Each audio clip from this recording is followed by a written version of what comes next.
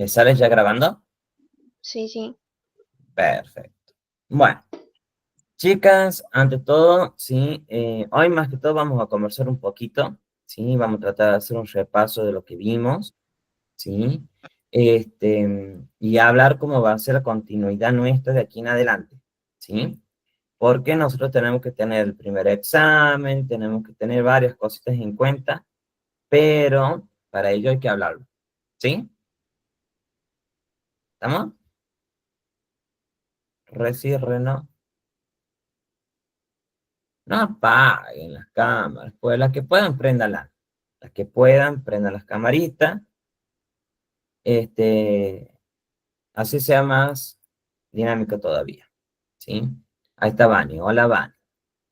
Bueno, chicas, nosotros habíamos, sobre todo, más, a ver, para ser más, más sincero, más directo, tenemos, primero le tengo que dar la bienvenida de nuevo. Iniciamos nuevamente lo que será el estudio, las clases, todos los miércoles a las 3 de la tarde. ¿Sí? No se cambian los horarios, por un lado. Por otro lado, nosotros vamos a tener que hacer el primer examen. Ya vamos a programar la fecha para cuándo sería. ¿Sí? Ahora, em, más que todo, ¿cuál fue el último tema que hemos visto nosotros? A ver, recuérdame.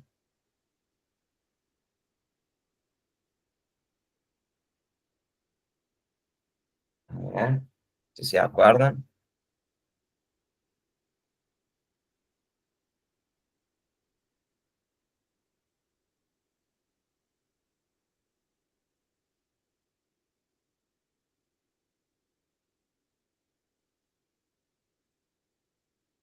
Yo no estuve, profe, en la última clase, pude ver igual el video, pero no recuerdo bien cuál fue el último tema. No lo tengo acá. Tendría que haber realizado apuntes. Bueno, no hay problema. Si mal no recuerdo, trabajo práctico, dice Mayra, pero a ver, vamos a ver. Audición, perfecto, sí, justamente en esa parte. Si mal no recuerdo, a ver, nosotros habíamos visto todo lo que era la parte de ojos, ¿sí? En cuanto a lo que es envejecimiento, ¿sí? Del adulto mayor, ojos, oídos, boca, nariz, ¿sí? Y lo que sería la piel. Hasta ahí creo que habíamos llegado. Y nos faltarían por ver lo que sería el sistema nervioso, ¿sí? Y el cerebro. Y aquí nosotros tenemos que ir viendo con respecto a las diferentes enfermedades que podemos llegar a encontrar, ¿sí? Bueno, vamos entonces. Nosotros tenemos que ver lo que sería, ¿sí? Bueno, vamos a hacer un repaso rápido.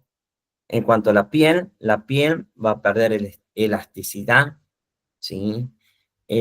Van a aparecer las famosas arrugas ya en lo que serían los abuelos o en las personas adultas mayores. También la piel se vuelve un tejido más frágil, mínimo rasguñón, mínimo cortecito, ya va a producir una herida de consideración, ¿sí? Aparte de ello, también se vuelve piel muy seca, ¿sí? Por ende tienen que estar totalmente rehidratándose con algún humectante, una crema, etcétera, ¿sí? Más allá de ello, pueden aparecer enfermedades en la piel, sí, y pueden aparecer con más frecuencia. ¿Por qué? Porque se pierden las células melanocito, las cuales van a generar la pigmentación, por ende pueden aparecer los famosos cáncer de piel, pueden aparecer úlceras, pueden aparecer millones de complicaciones a nivel de la piel. Eso sería como un resumen total de piel. Vamos con lo que es cerebro, ¿sí? A ver, el cerebro. O el sistema nervioso. De por sí ya el cerebro y el sistema nervioso, cuando nosotros llegamos a la adultez, ¿sí? O mejor dicho, llegamos a la vejez, empiezan a perderse o reducirse la cantidad de neuronas que en ella hay, ¿sí? Sin embargo, el cerebro puede compensar esta pérdida de varias maneras. Al perderse células, ¿sí?, se establecen nuevas conexiones entre las neuronas restantes. Otro, también pueden formar nuevas neuronas en algunas áreas del cerebro e incluso durante la vejez. A ver, esto tengo que aclararlo. No se van a generar nuevas neuronas. Las neuronas no se generan de la noche a la mañana, ¿sí? Sino que se fortalecen esas neuronas, ¿sí?, que quedan en ciertas áreas del cerebro, se fortalecen y se hacen como neuronas nuevas, pero no implica que son neuronas nuevas, ¿sí? ¿Estamos? ¿Sí? Bien, continuamos. Otro. El cerebro posee más neuronas de las que necesita para realizar la mayoría de las actividades. Una característica denominada redundancia, es decir, más de un área puede realizar en la misma función. Tanto las áreas con algún tipo de superposición de funciones a veces compensan las funciones perdidas. A ver, y esto nosotros lo podemos colocar como un ejemplo básico y fácil, por así decirlo. ¿Alguna vez escucharon ustedes hablar de lobotomías?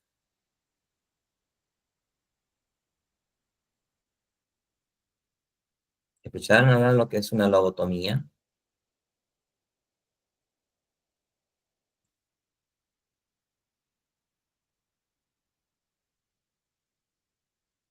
¿No? No, profe, no escuchamos nunca hablar Bueno, de eso. la lobotomía, ¿sí?, hace referencia cuando se extirpa una parte del cerebro, ¿sí? Recuerden que nuestro cerebro está conformado por dos hemisferios, ¿sí? Un hemisferio derecho y un hemisferio izquierdo. Y aquí es contradictorio, y piensen. Miren lo siguiente, ¿no? El hemisferio izquierdo maneja la parte derecha del cuerpo y el hemisferio derecho la parte izquierda del cuerpo. Cuando se producen estas famosas lobotomías, ¿sí?, se extirpa ya sea el hemisferio que está más dañado, se logra extirparlo, ¿sí? Pero van a decir, ¿y cómo se maneja nuevamente la persona? Justamente por la reconexión neuronal o nerviosas. Si, a ver, le extirparon el lado derecho del cerebro que manejaba el lado izquierdo del cuerpo, van a decir, pero va a quedar hemipléjico, una parte del cuerpo en movimiento y la otra no. No, no es así. Con la diferencia en la siguiente, que las neuronas, ¿sí?, se van a adaptar y van a hacer una comunicación neuronal más profunda todavía, de las cuales, ¿sí?, van a ser capaces de manejar y controlar la parte izquierda del cuerpo, la parte en la que el cerebro o el hemisferio derecho del cerebro era el encargado de manejar, ¿sí? La lobotomía es eso, básicamente, pero también conllevan a muchos riesgos, ¿no? Conllevan a muchísimos riesgos. O también podemos poner en el caso de una persona con, bueno, con un ACV no tanto, pero sí con alguna enfermedad neuronal, ¿sí? Un segundito.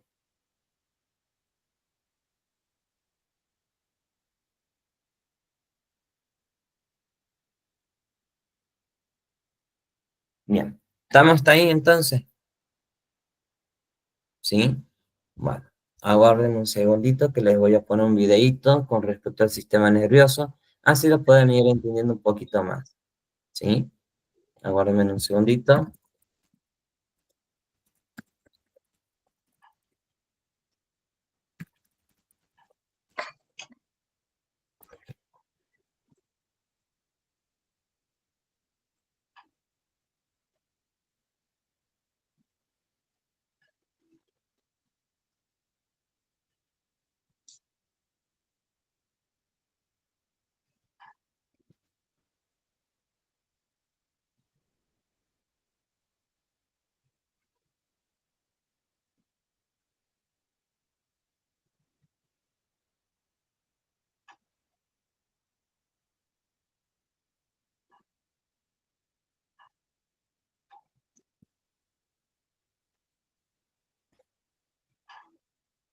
Aguárdeme.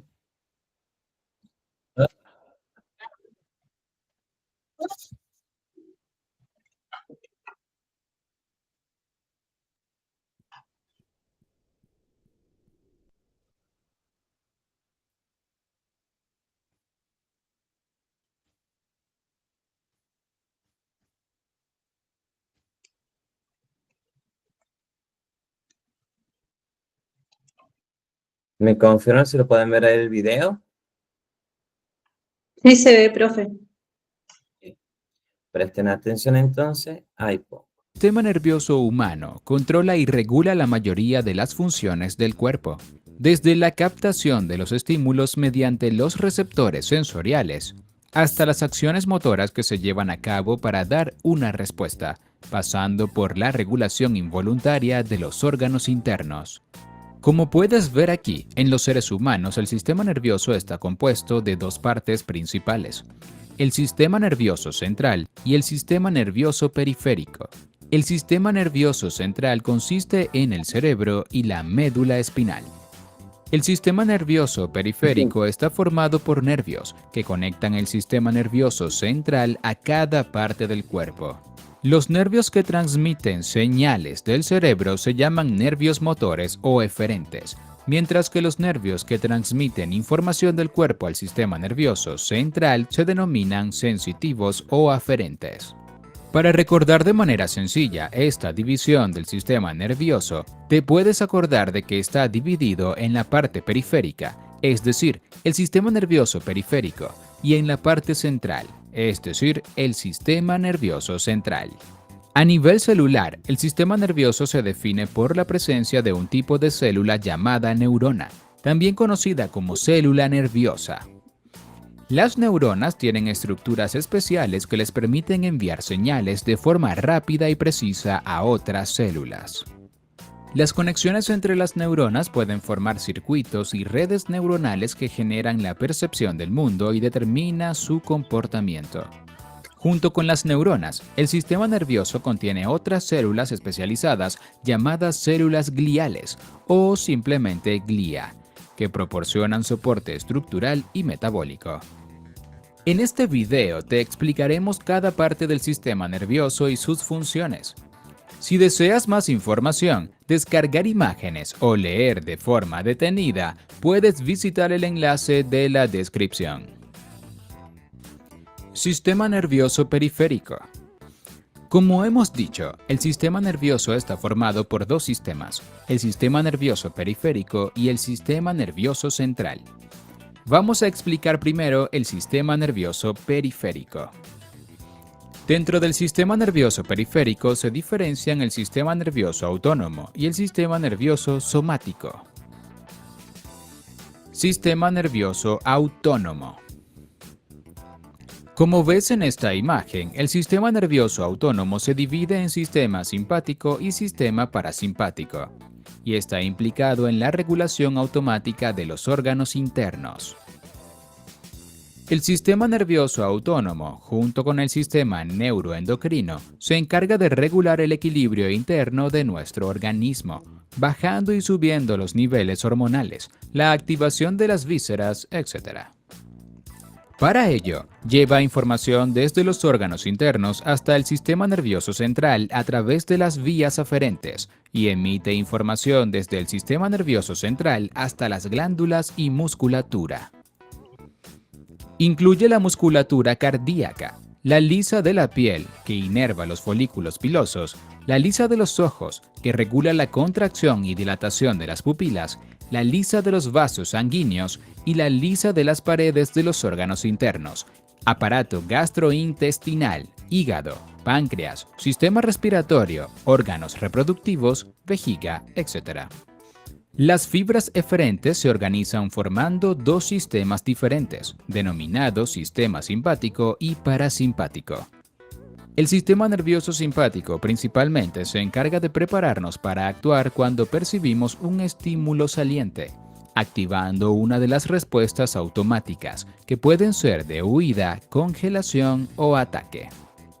El sistema nervioso parasimpático, por su parte, mantiene la activación del estado interno de forma óptima.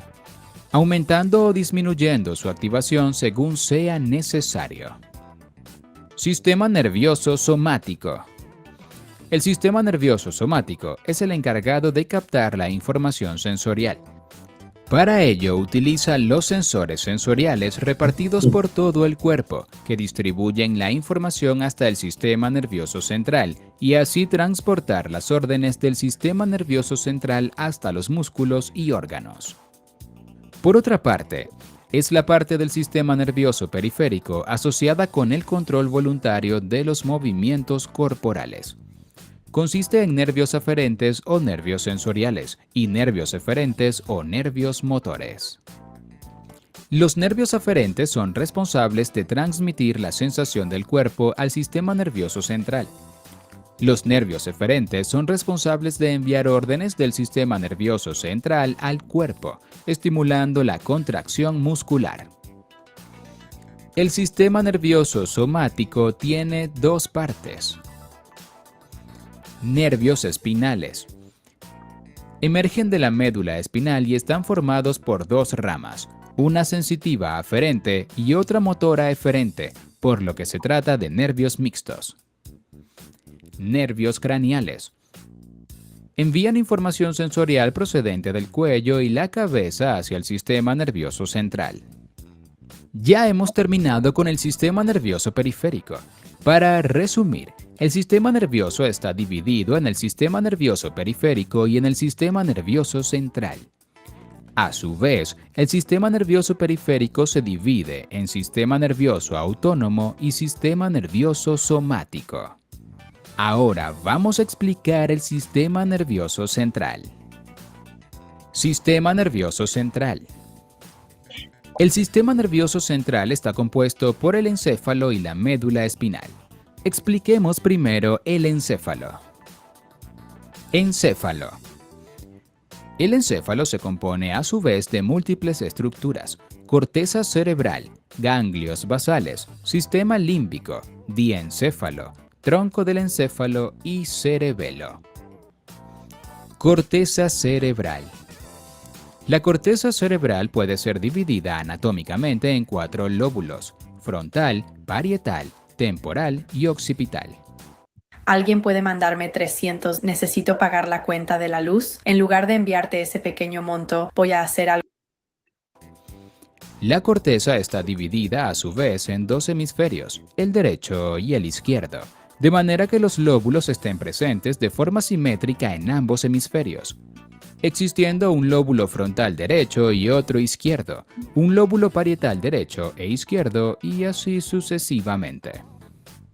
Los hemisferios cerebrales están divididos por la cisura interhemisférica, mientras que los lóbulos están separados por diferentes surcos. Ganglios basales. Los ganglios basales se encuentran en el cuerpo estriado e incluyen principalmente el núcleo caudado, el putamen y el globo pálido. Estas estructuras se encuentran conectadas entre sí y junto con la corteza cerebral motora y de asociación a través del tálamo, su función principal es controlar los movimientos voluntarios. Sistema límbico. El sistema límbico está formado por estructuras subcorticales, es decir, que se encuentran por debajo de la corteza cerebral. Entre las estructuras subcorticales que la integran destaca la amígdala y entre las corticales el hipocampo. La amígdala tiene forma de almendra y está formada por una serie de núcleos que emiten y reciben aferencias y eferencias de diferentes regiones. Esta estructura está relacionada con múltiples funciones, como el procesamiento emocional, sobre todo de las emociones negativas, y su efecto sobre los procesos de aprendizaje y memoria, la atención y algunos mecanismos perceptivos. El hipocampo o formación hipocampal es un área cortical con forma de caballito de mar. De ahí su nombre hipocampus, del griego hippos, que significa caballo, y campus, monstruo de mar. Y se comunica de forma bidireccional con el resto de la corteza cerebral y con el hipotálamo. Por su parte, el hipocampo es un área cortical con forma de caballito de mar y se comunica de forma bidireccional con el resto de la corteza cerebral y con el hipotálamo. Esta estructura es especialmente relevante para el aprendizaje, ya que es la encargada de consolidar la memoria, es decir, de transformar la memoria a corto plazo o inmediata en memoria a largo plazo. Diencéfalo. El diencéfalo se encuentra en la parte central del encéfalo y se componen principalmente de tálamo e hipotálamo. El tálamo se compone de varios núcleos con conexiones diferenciadas, siendo muy importante en el procesamiento de la información sensorial, ya que coordina y regula la información que le llega de la médula espinal y del propio diencéfalo. De manera que toda la información sensorial pasa antes por el tálamo, antes de llegar a la corteza sensorial, exceptuando la información olfativa. El hipotálamo está formado por varios núcleos que están ampliamente relacionados entre sí, además de con otras estructuras tanto del sistema nervioso central como del periférico, como la corteza, el tronco, la médula espinal, la retina y el sistema endocrino. Su función principal es integrar la información sensorial con otro tipo de información, por ejemplo, información emocional, motivacional o experiencias previas vividas. Tronco del encéfalo. El tronco del encéfalo se encuentra localizado entre el diencéfalo y la médula espinal. Está compuesto por bulbo raquídeo, protuberancia y mesencéfalo. Esta estructura recibe la mayoría de la información motora y sensorial periférica, y su función principal es integrar la información sensorial y motora. Cerebelo. Aquí puedes ver el cerebelo. Se trata de la estructura que tiene forma de coliflor. El cerebelo se encuentra en la parte posterior del cráneo, detrás del tronco, y tiene la forma de un cerebro pequeño, con la corteza en la superficie y la sustancia blanca en su interior. Recibe e integra información principalmente de la corteza cerebral y del tronco del encéfalo. Sus funciones principales son la coordinación y adaptación de los movimientos a las situaciones, así como el mantenimiento del equilibrio. Médula espinal. La otra parte en la que se divide el sistema nervioso central es la médula espinal. La médula espinal va desde el cerebro hasta la segunda vértebra lumbar. Su función principal es conectar el sistema nervioso central con el sistema nervioso periférico. Por ejemplo, llevando las órdenes motoras del encéfalo hasta los nervios que inervan los músculos, para que estos den una respuesta motora. Además, puede poner en marcha respuestas automáticas al recibir algún tipo de información sensorial, muy relevante como un pinchazo o una quemazón, sin que dicha información pase por el encéfalo. Ya hemos finalizado con esta explicación del sistema nervioso humano. Para resumir, el sistema nervioso lo podemos dividir en sistema nervioso periférico y sistema nervioso central. El sistema nervioso periférico se puede dividir en sistema nervioso autónomo y sistema nervioso somático. El sistema nervioso central se puede dividir en encéfalo y en médula espinal.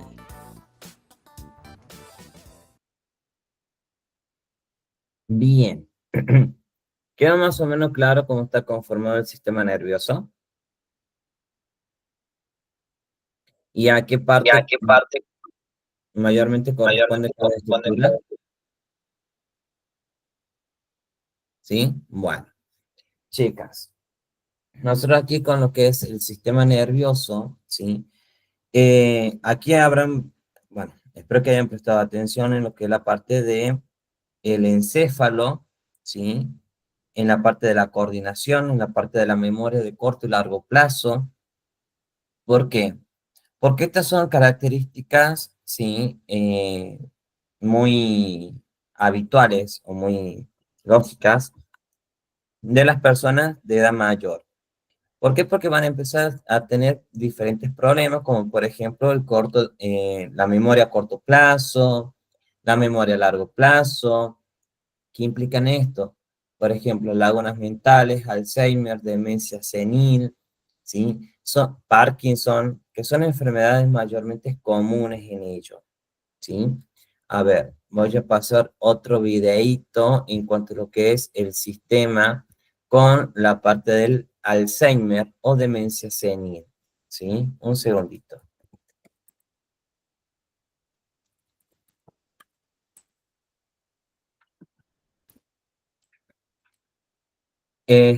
Ojo que también puede haber una demencia senil a muy temprana edad, ¿sí?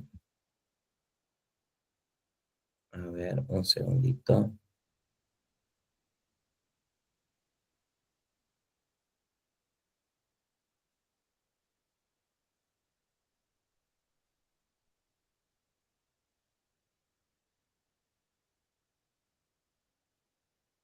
Bueno, primero, a ver.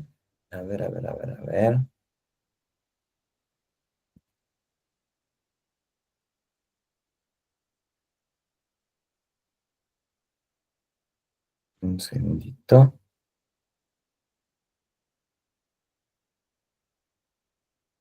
Bien, primero vamos a ver este, ¿sí? Son dos videitos. ¿Estamos? Este.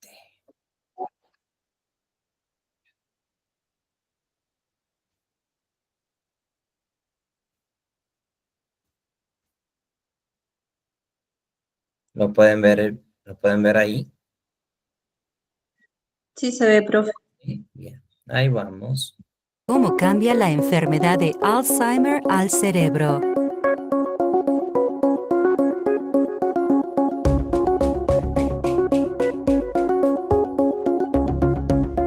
En las personas sanas, todas las sensaciones, movimientos, pensamientos, recuerdos y sentimientos son el resultado de señales que pasan a través de miles de millones de células nerviosas en el cerebro llamadas neuronas.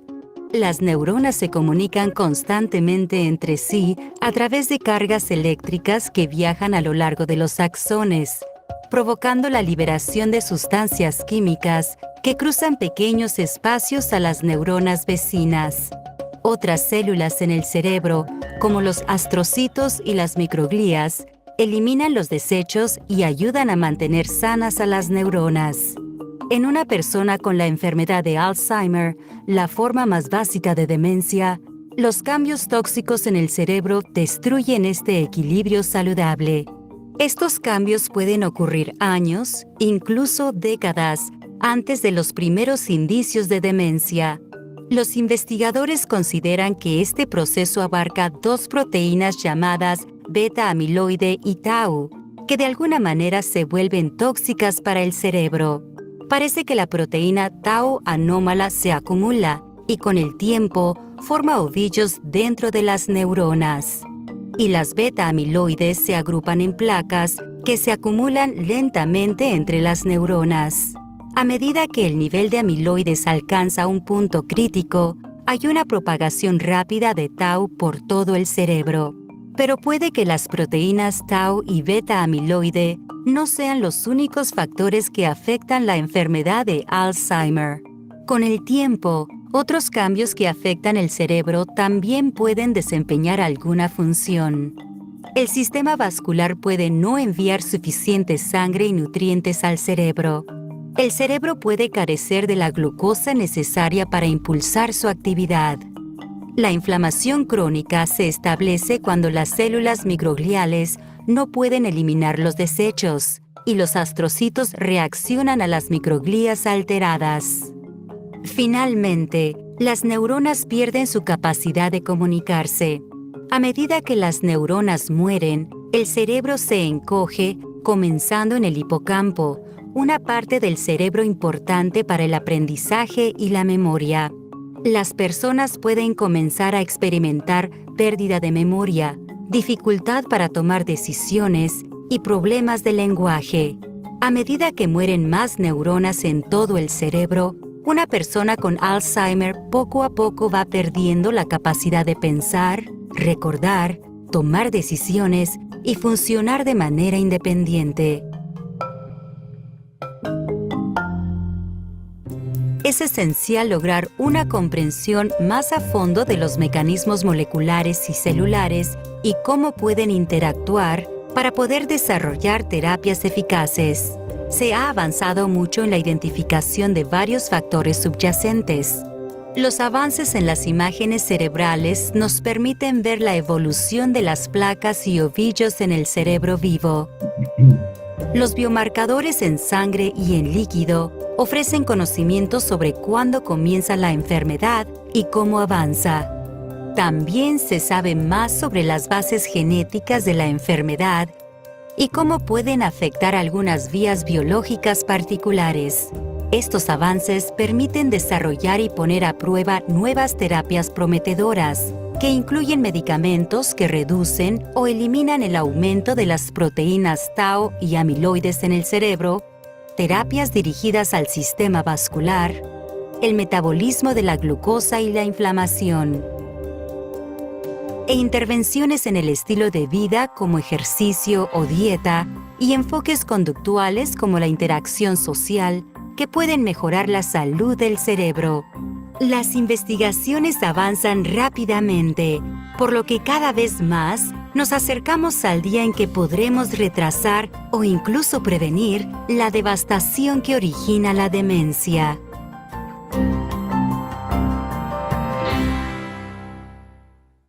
Bien, a ver.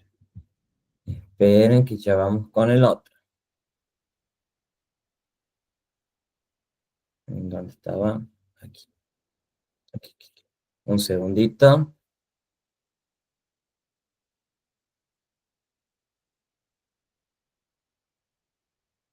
Acá.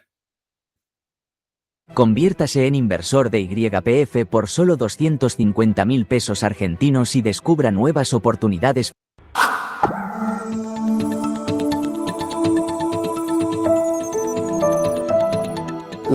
Pregunto, ¿lo pueden ver bien el video ahí? Por las dudas. Sí se ve bien, profe. Bien. Las demencias es un síndrome, realmente no es una enfermedad. Es decir, las demencias pueden estar causadas por muchos motivos.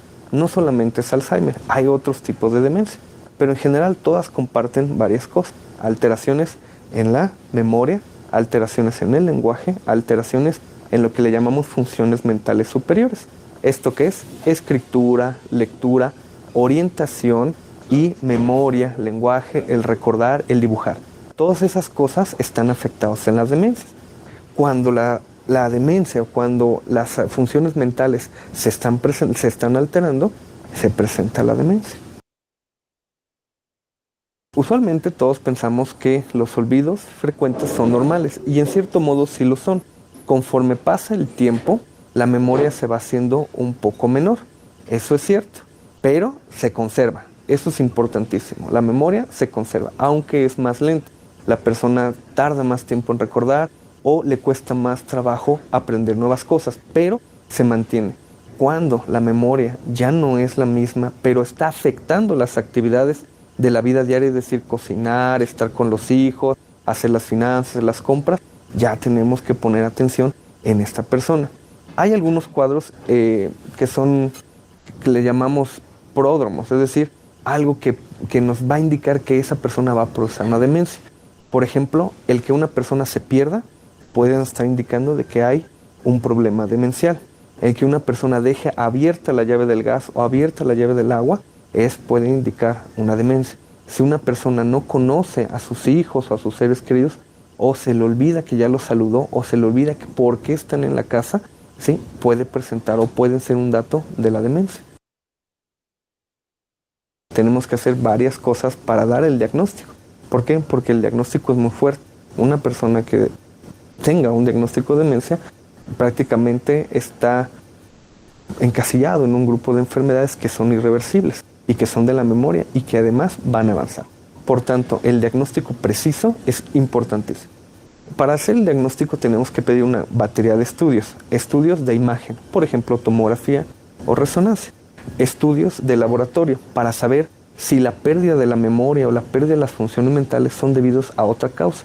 Por ejemplo, la tiroides o déficit de la vitamina o déficit en el azúcar, por ejemplo. Pero lo más importante se llaman pruebas neuropsicológicas, en donde se hacen estudios, se hacen exámenes neuropsicológicos, son entrevistas, son pruebas, son retos que nos hacen ver si la persona está con una disminución de las funciones o es una persona normal que tiene otro problema, por ejemplo en la atención, o tiene depresión, o tiene falta de interés en las actividades. Y eso también puede repercutir en la memoria y en las funciones, pero para eso se hacen las pruebas neuropsicológicas. Haciendo toda esta gama, podemos dar un diagnóstico adecuado y preciso de la demencia, y no solamente decir demencia, sino qué tipo y cómo va a progresar. De las opciones de tratamiento, primera, la prevención, porque la prevención debe ser lo más importante. Para prevenirlo, tenemos que evitar las causas que nos llevan a la demencia. Y hasta la fecha, las causas de la demencia son la elevación de la presión, elevación del azúcar, colesterol alto. Otra de las cosas que nos deben de mejorar para la demencia es estar constantemente estimulados. No importa que tengamos 5 años, 10 años, 8 años, 80 años, 90 años. Siempre la mente tiene que estar estimulada. Siempre hacer cosas nuevas generará prevención. Una vez que se establece la demencia, hay medicamentos que tratan de evitar la progresión. No revierten el cuadro, sino tratan de evitar la progresión. Hay medicamentos que evitan que haya conductas alteradas, alucinaciones, agitación, ansiedad, pero eso los tiene que dar prácticamente el médico. La estimulación en una persona con demencia también es una parte importante del tratamiento, porque una persona que no está hablando, una persona que no está teniendo una conversación, que no está siendo estimulada cognitivamente, va a progresar de manera más rápida. Lo único que se ha demostrado a ciencia cierta que evita o al menos retrasa la progresión de la demencia es realizar cosas nuevas. Es decir, si yo, por ejemplo, domino el dominó, pues ahora ya no voy a jugar dominó, voy a jugar o aprender a jugar otra cosa. Cartas, por ejemplo. Si a una persona le gusta mucho tejer, ahora lo que tiene que hacer es bordar, hacer cosas nuevas. Se recomienda música, lectura, se recomienda el aprender nuevos idiomas o nuevas materias de las que no estamos acostumbrados todo el tiempo. Eso es lo único que se ha demostrado. Ejercicios, por ejemplo, como la sopa de letras, el buscar diferencias, los crucigramas también son importantes. Acomodar números o acomodar bloques para que den un cierto patrón también son ejercicios que estimulan a la mente. Estos, entre más los hagamos, mejor. No hay límite de edad, no hay límite de tiempo. Prácticamente todos los podemos hacer y eso va a progresar la demencia. Eso lo podemos hacer desde antes, porque una vez establecida la demencia, recuerden que no hay marcha atrás. Se puede prevenir, se puede retrasar, pero no regresar. Bien, bueno, a ver. En pocas palabras, ¿sí? La demencia es una enfermedad neurodegenerativa, ¿sí? Neuroprogresiva. Esta no es que tiene una cura, porque no hay una cura definitiva. Hay un tratamiento, justamente como lo dijeron, es para ralentizar el proceso o que siga avanzando lo más rápido posible, ¿sí? Hay métodos preventivos, hay muchísimos métodos preventivos, muchísimos, de los cuales, a ver, siempre hay que hacerse los controles anuales, aunque sea al principio y a fin de año, ¿sí? Porque a nuestra edad también nos puede dar una demencia, ¿sí? Precoz, nos puede dar, más si tenemos antecedentes familiares, mucho más. Entonces, hay que ir teniendo en cuenta esos factores, ¿sí? En prevención, una buena alimentación, ejercicio diario, ya sea un ejercicio mental y ejercicio físico, caminata, ¿sí? Estimular muchísimo al cerebro, justamente para no caer en lo que sería en la demencia, en este síndrome o enfermedad, ¿sí? No tan solo ella, porque también tenemos diferentes tipos de demencia, ¿sí? Tenemos la demencia senil, que es la más normal. Tenemos el Alzheimer, que es una enfermedad más complicada todavía. Tenemos el Guillain-Barré, tenemos el mal de Parkinson, tenemos las famosas lagunas mentales, ¿sí? También tenemos fallo a la memoria de corto y largo plazo, ¿sí? Tenemos cada uno de ellos. Pero sin embargo, con mucho estímulo, esto se puede evitar, ¿sí? Evitar o frenarlo, pero no decir que se curó porque no hay cura, ¿sí? Bien, continuamos. Se sufren cambios en los niveles de sustancias químicas que ejercen, ¿sí?, de mensajeros en el cerebro y la mayoría tienden a disminuir por algunos, pero algunos aumentan. Las células nerviosas pueden perder algunos de sus receptores para estos mensajeros químicos. La irrigación sanguínea al cerebro disminuye. A causa de estos cambios, debido a la edad, el cerebro puede funcionar ligeramente o peor todavía en algunas circunstancias. Las personas de edad avanzada reaccionan y ejecutan tareas con mayor lentitud, pero si se le da el tiempo, realizan dichas tareas de formas correctas, ¿sí? Y lo más perfecto posible. Algunas funciones mentales, como el vocabulario, la memoria a corto y largo plazo, tienden a aprender nuevas nociones y de repetir palabras, ¿sí? Sutilmente, sí, la pueden ir, a ver, reducir. Ya la aprendieron, pero sutilmente la vuelven a querer aprender después de los 70 años, por darle un ejemplo, ¿sí? A partir de los 80, el número de células en la médula espinal comienzan a disminuir, pero por lo general dichos cambios no afectan a la fuerza ni a la sensibilidad. Y aquí, con la edad, los nervios conducen la señal más lenta. A menudo este cambio es tan mínimo que las personas en cuestión ni lo notan.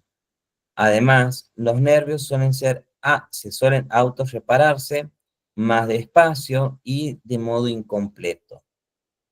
Por consiguiente, en las personas de edad avanzada que tengan daños en los nervios, sensaciones y en las fuerzas que la vayan a ver disminuida, es algo normal, ¿sí? Es algo normal para ellos. ¿Estamos? No obstante, a ver, el simple hecho de tener una dificultad al hablar, ¿sí? O que la persona, supongamos, haya sufrido un ACV. El ACV corta la irrigación de nutrientes, glucosa y oxígeno al cerebro, ¿sí? Esa es una causa. Después de que haya sufrido el ACV, ¿puede llegar a tener un tipo de demencia? Sí, puede llegar a tener. ¿Por qué? Por la falta de oxígeno que tuvo previo, ¿sí?, a lo que sería el ACV. ¿Estamos? ¿Sí? ¿O no? Sí, profe. Bien. Otra cosa más. El tema del habla. En este me quiero centrar.